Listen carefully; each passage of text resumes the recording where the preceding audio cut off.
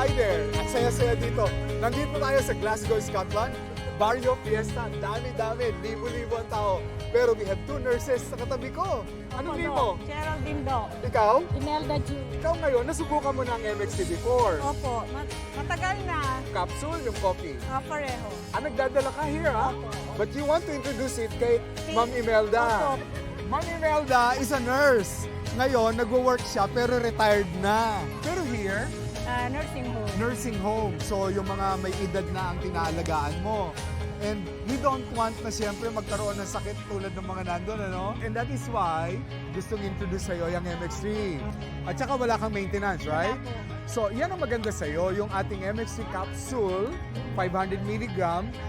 Alam mo, you can take it as your vitamin. Di ba nagba-vitamin ka? Yes. Ang kagandahan ng MX3 capsule natin, natural. Okay. At saka, Filipino. Oh, Tama, di ba? Filipino nga. Support the support. Filipino. Yes. Thank you! Thank you, Thank you, MX3!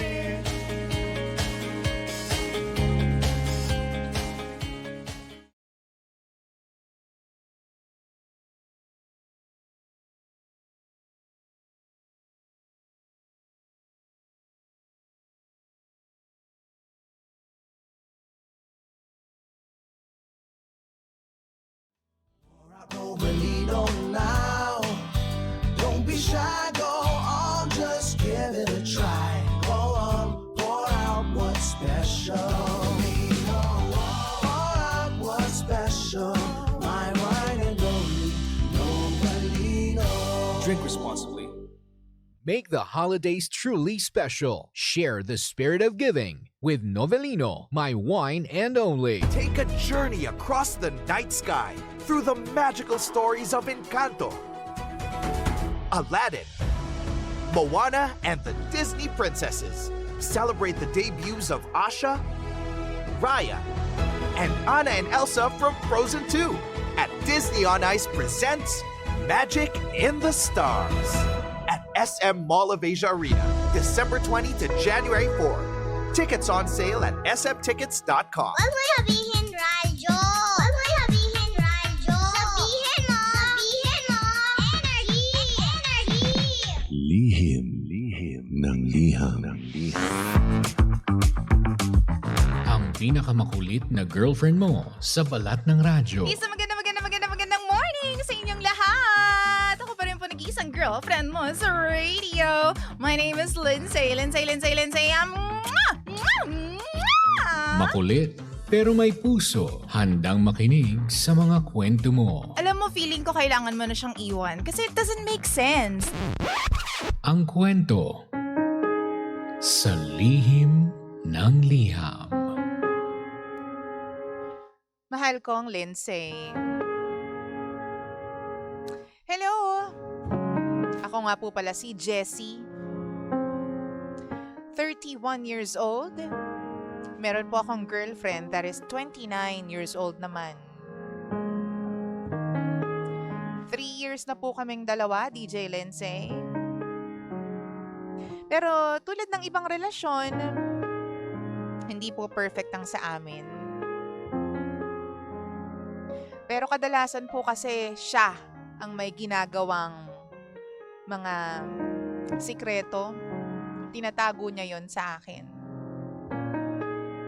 Tulad na lang noong 2022. Nahuli ko siyang may private chat sa ex niya na kasal na at nasa Singapore. Alam mo yung tipong sila yung magkarelasyon. Good morning. Kumain ka na ba? Kamusta araw mo? Tapos nagtatawagan din sila kapag alam niyang wala ako. Nung nahuli ko siya, nag-sorry siya sa akin. At dahil ayoko siyang mawala sa akin nung time na yun, ay agad po akong nagpatawad. Pinilit kong ibalik sa normal. Nagtiwala ulit ako sa kanya. Yung tipong parang walang nangyari. Unti-unti bumalik sa dati yung relasyon namin. Yung tipong parang mahal na mahal niya ako. At mahal ko naman siya. Akala ko kasi, DJ Lindsay, tapos na yung ganong chapter sa buhay namin. Hanggang sa nitong buwan lang, nalaman ko po na nagkita pala sila ng dati niyang ka-MU sa isang cafe. Silang dalawa lang. Ang sabi niya sa akin, na-overwhelm daw siya sa buhay naming dalawa, pati sa trabaho, kaya naghanap siya ng taong pwede siyang mag-open up na tipong makakaintindi sa kanya. Ang masakit dito, DJ Lindsay, wala po akong kaalam-alam. The same night, tulog na tulog ako matapos magbuhat sa family business namin. Stressed din, and at the same time, physically, pagod po ako. Mag-inventory, tapos paminsan-minsan napapaisip ng future ng business.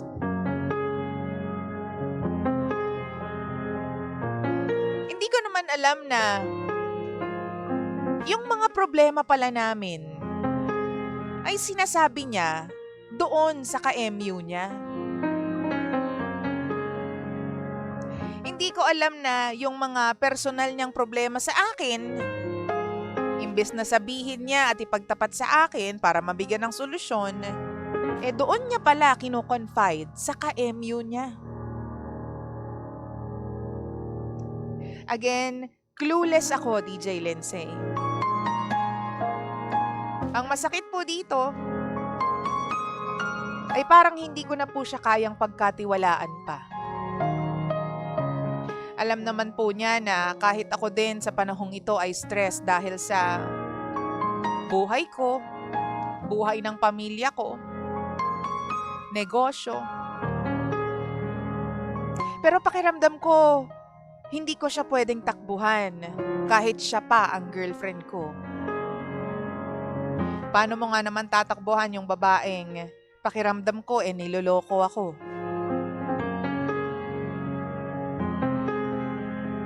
Plano ko pa naman po sanang mag-propose sa kanya. Pero ngayon, parang mas nadagdagan yung stress ko at nabablanko na ang isip ko. Hindi ko alam, DJ Lindsay, kung natatakot lang ba ako?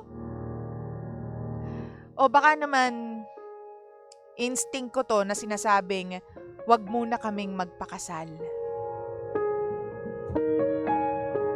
Tulungan niyo po ako. At papakinggan ko po bawat komento na sasabihin ninyo. Muli, ako po si Jessie. At ito ang lihim ng aking liham.